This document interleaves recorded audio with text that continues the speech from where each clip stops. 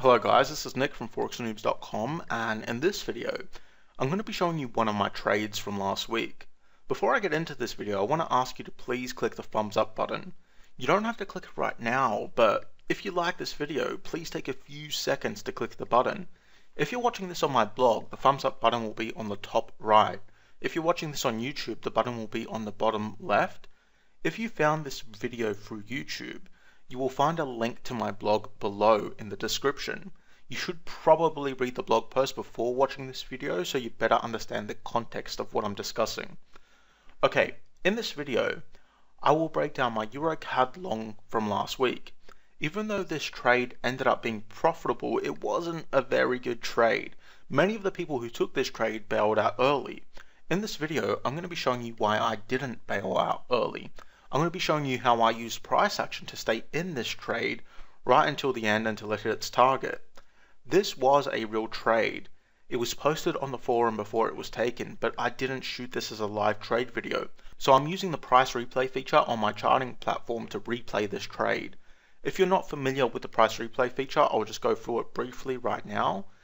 Okay, so you're looking at a EuroCAD 4-hour chart. Basically, with the price replay feature, I'm able to delete the past 1 week or the past 3 days, however much data I want, I'm able to delete it. And then I'm able to kind of replay it at a faster speed. So this is going to be replaying at 2 hours every second. So every second we're going to see 2 hours of data on this 4-hour chart. Don't worry about these lines up here. I'm going to be using these later. Right now, these blue, red, and green lines mean nothing. So I'm going to hit play here. I'm going to see this trade as it formed. Okay, so we see price heading down close to this area of support. An area of support is an area with buyers in it. We know there are buyers in this area of support. So basically, what is happening here? If you're familiar with my trading strategy, you'll probably guess what I'm looking at right now. If you're not, there's a link to my free trading strategy below, so check it out. That way you better understand how I actually trade. Basically, I trade reversals on top of areas of support or resistance. This is an area of support. An area of support is an area with buyers in it. We know there are buyers in this area. It's a predefined area of support. It was placed before price even reached here. So, as price fell down into this area, basically we had a trend controlled by sellers. Sellers were in control of price, a bearish trend, all the way down to the support area. When price hit the support area, we started to see indecision. So we have 2 indecision candles. Now this indecision indicates that sellers are having trouble. Price hit an area of support. Now buyers are fighting against sellers. Buyers are trying to take control of price. So we went from a market controlled by sellers. Sellers had complete control of price to buyers and sellers struggling for control of price. That is why we're getting indecision on top of an area of support. And that's what I look for to take a reversal trade. So let's hit the play button. Actually, I'm going to skip forward just a tiny bit because I want to get just the close of this candle. Okay, I'm going to go back here. Okay, so when this candle closed, I saw buyers were fighting for control of price, and it looks like they were winning because we got a higher low. So sellers weren't able to break lower than the previous candle. Price closed with a bullish body, and it's on top of an area of support. So when I see something like this, I start to plan a trade. So basically, I stuck a stop loss on. My stop loss was around about here, and I put my entry in at the same time. My entry was at the top of the indecision candle. So entry here, stop loss here. My entry was the 144.50. My stop loss was the 144.25. I think my stop loss was actually just a slight bit lower than that, to be fair. But let's just leave it there because it doesn't really matter. The stop loss wasn't here anyway. Now my first target, to get my first target, I pulled the chart back a bit and I looked for areas in which price has struggled recently. So I saw that around here price had struggled. So let's check this out. Basically, sellers came here, bounced away, bounced up to there and then bounced away. Then they bounced up to here again. Price formed along here for quite a while and then bounced away. So that suggests to me that there's some minor support resistance in this area. Buyers and sellers struggle when they come through this area. So that's where I set my first target. So my first target was at the 144.85, which was roughly 35 pips away from my entry. Now my second target was easy. I just set my second target here. My second target was just before the resistance area. Just like support, resistance is an area full of sellers, so we know there are sellers grouped up in this resistance area. So if we're buying, if we're long, we don't want price to hit this resistance area and then rush away immediately and for us to not be able to close out that trade. That is why I set my second target just before the resistance area. Just as price starts to meet those sellers, I'm closing out that trade and I'm getting out and I'm locking in all my profits. So let's see how this trade played out. Okay, we can see it immediately broke my entry. Immediately broke my entry and it rushed up within the first hour or two of this new candle. I was in this trade and it was moving up. It was looking really good. You can see how high price went. I mean, it started getting pretty close to my target, but then it all pushed back down. It all came back down, and let's see what happened. It actually came very close to my stop loss. It was so close to my stop loss, came back up. I'm going to actually slow down the playback here just so you guys get a better sense of my emotions in this trade, because it was an important part of this trade, the emotions. Okay, so now this is playing back at an hour every second instead of 2 hours every second. You can see again it came so close to my stop. Price was just dancing around for such a long time. So, when this was happening, the whole time I was thinking, I entered this trade because buyers showed me that they took control of price. So buyers, when they broke here, when they broke my entry, it showed me that they had taken control of price. When they continued to push up and they broke the high of this candle, again, it showed me they had taken control of price. I was quite confident that buyers had a firm control of price at this point. But then what happens? Sellers come in and they fight back against the buyers. And then we just start to get this ranging in this kind of narrow band here. Price is just ranging around. And that is quite, that is quite off-putting, because if you enter a trade because you think buyers are in control of price, and all of a sudden buyers aren't in control of price, then that trade is no longer a good trade. Because buyers are no longer in control of price. You've bought with the buyers and buyers are not in control. Not a good thing. So I understand why some people in the forum bailed out of this trade. I understand why they jumped out of this trade. It makes sense. You enter thinking buyers are in control of price, buyers don't retain control of price, so you jump out. But I didn't. I stayed in this trade. Now, I stayed in this trade for a few reasons. First, when I commit to a trade, I see it out usually. I mean, I had a relatively tight stop loss. My stop loss was 30 pips. Let me remove these drawings. Like I said, my stop loss was a bit high when I placed it here. My stop loss was about 30 pips, so it was roughly down here.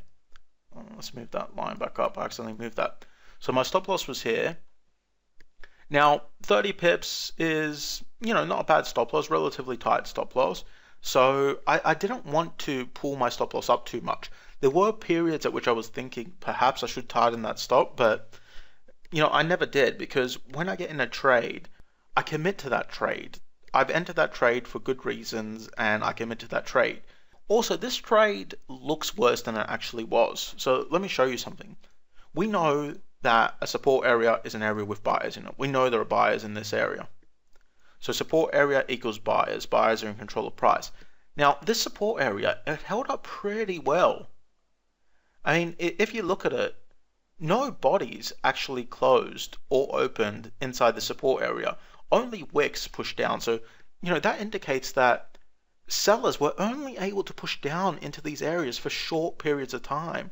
They weren't able to stay down in these areas for very long because buyers were taking control of price. Whenever sellers pushed down into the support area, buyers were doing their job. They were taking control of price and pushing those sellers back up.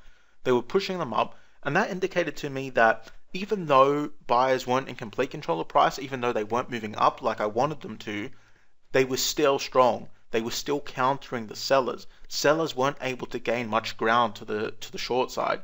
They weren't able to break the lows of these candles here. Sellers just couldn't push below those candles. They couldn't push below the support area at all. That support area was holding strong. So that indicated that buyers still had, I wouldn't say a total control of price, but they still had a firm hold of price when it got into these lows, when it got around about the 144.30 buyers took control of price, sellers weren't able to gain ground. So that's one of the reasons I stayed in this trade. Another thing is, and I can't really push the chart up to the daily chart at the moment. I'll do that after I finish playing this data, because if I switch to the daily chart, it's just going to replace all the data, and it's going to show price as it is now. So I'll show you this after. But another thing is, when you take a trade on a 4-hour chart based on a reversal, it may be that the reversal is actually forming on the 8-hour chart, the 12-hour chart, or the daily chart. And that was sort of the case here. I mean, this reversal looks a lot cleaner on the daily chart. The entry on the daily chart would not have been viable, but the actual reversal setup itself, it looks cleaner on the daily chart, which I'll show you after. So basically, in this trade, I was not extremely confident in the buyers, because buyers weren't showing me that they had total control of price. But at the same time, I wasn't thinking that sellers had complete control of price, because they simply didn't. Most of these candles had bullish bodies. The wicks to the short side were short-lived. Price would just dip down, come back up, dip down, come back up. This support area showed that buyers had strong control of price. So let's keep playing and see what happened.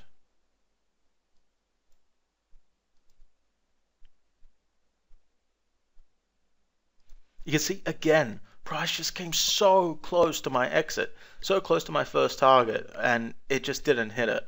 You know, I was watching price at this time, and it was quite annoying, but you know, that happens. You have to get used to that with trading. You know, you are going to have those moments where you get annoyed, where price just comes so close to your target and it doesn't hit it, and you just say to yourself, why? But you know, you have to learn to deal with those. You can't let it affect you too much, because if you do, you'll start to make stupid decisions. You'll start to make mistakes. You'll say, oh, price is so close, I'm just going to close out when it's down here, because it almost touched my target, then it pushed back down. I don't want it to go all the way back down, so I'm going to close it out here. And then you're closing your trade out with, let's say, 15 pips profit when you had a 30 pip stop loss. You know, that risk reward ratio is horrible. You shouldn't do stuff like that. I'm just going to keep playing here. Price came all the way back down, all the way back down. And then I'm just going to play this faster. There you go. My target was hit. Finally, it was hit. It danced around here for such a long time. You know, it just danced around in this narrow kind of band here, let's say, to around about here.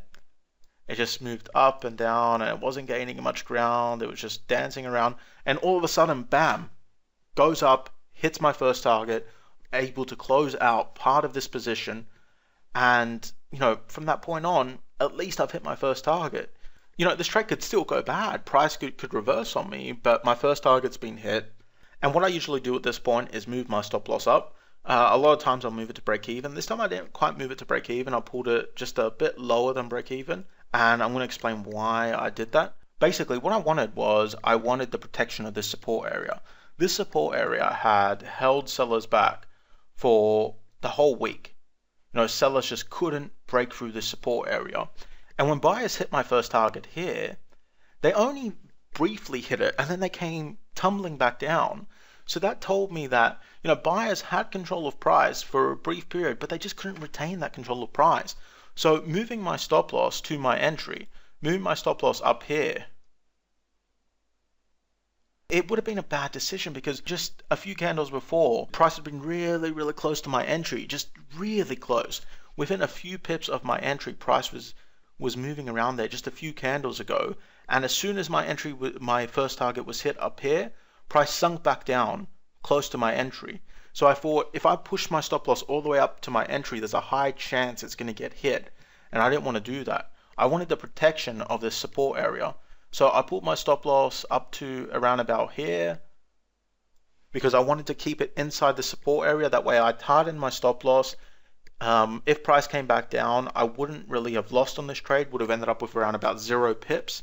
Maybe -1, maybe -2, maybe +1, maybe +2, but I wouldn't have lost on this trade. I wouldn't have lost anything major, nothing like my original stop loss I would have lost on this trade, because I've already closed out half of it here at this target. Now, all that can happen is price is going to fall back down, hit my stop loss. I lose, around about 15 pips on half a position. Well, 20 pips actually, 20 pips on half a position, but that's not that big a deal because on the other half of that position, I've made 30 pips. So I would still be in profit, not that much profit, but I would still be in profit. So let's see how this played out.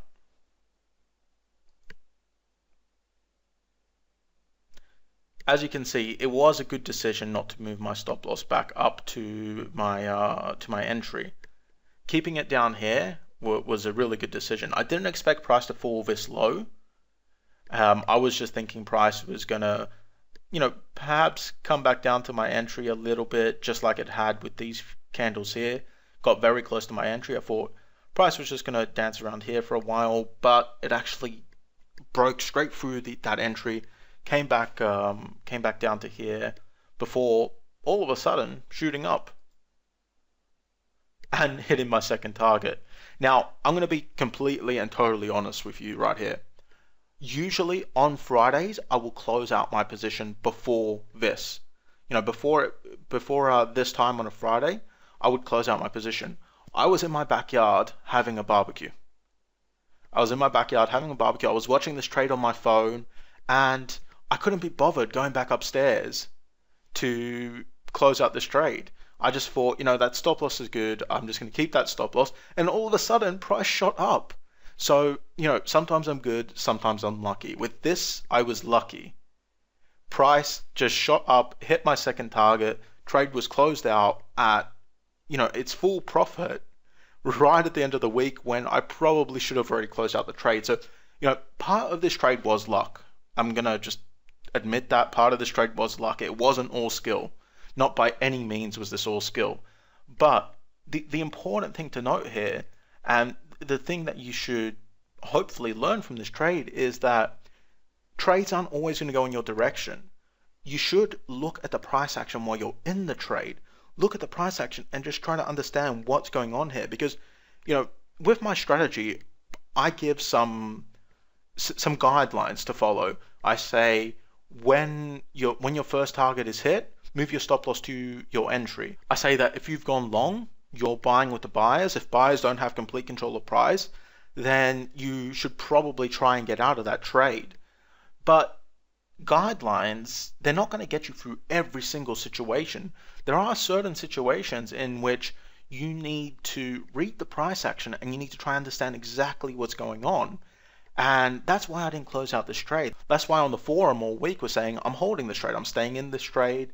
I'm going to see how this one plays out. I didn't say, I'm going to jump out straight away.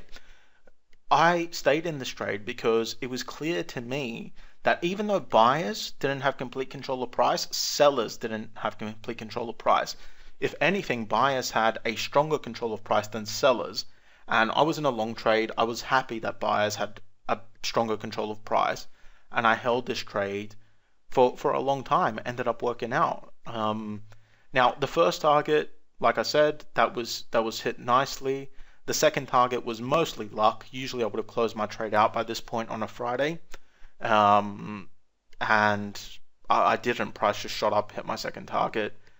I got lucky with that one. But the point is, I held this trade throughout the whole week because I was reading the price action. I was understanding exactly what price was showing me along this area. And it allowed me to take profit from this trade where a lot of people bailed out early. When they saw that price wasn't going in their direction right away, they bailed out early. There were people who followed my advice and stayed in this trade. There were people that stayed in this trade, then they moved their stop loss to break even, and they got stopped out on the second half, so they didn't make a lot of profit on this trade. There were also a lot of people who stayed in the trade the whole time.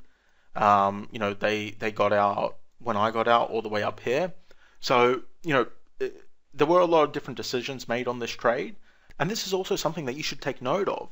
This single trade here, for different people, ended in different ways. For me, it ended in hitting my second target through luck, like I said. For some people, it ended up hitting only the first target because they moved their stop loss to break even. For other people, ended up as a loss or just a break even trade, or maybe just 5 pips profit because they bailed out way too early. They bailed out before the trade even had a chance to take off.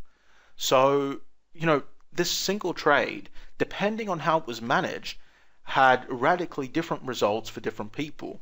So keep that in mind. It's not only about how good the setups are, sometimes bad setups managed well can end up in profit. I just want to show you one thing real quick. I'm going to go up to a daily chart and I'm going to show you this on the daily chart. Now let's zoom in here.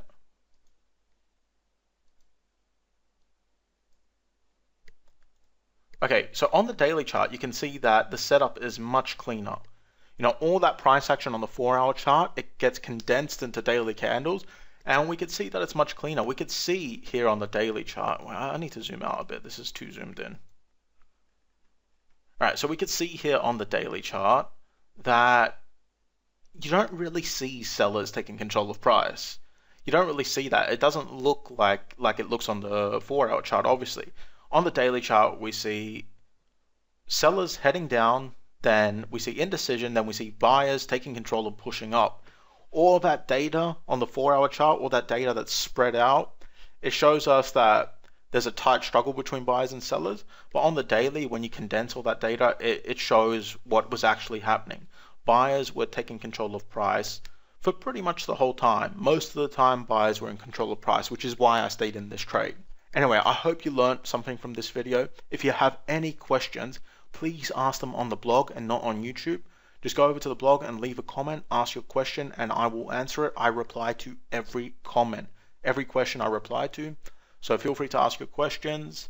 Thank you for watching this video. I hope you enjoyed it. Hope you learned something. See you in the next video.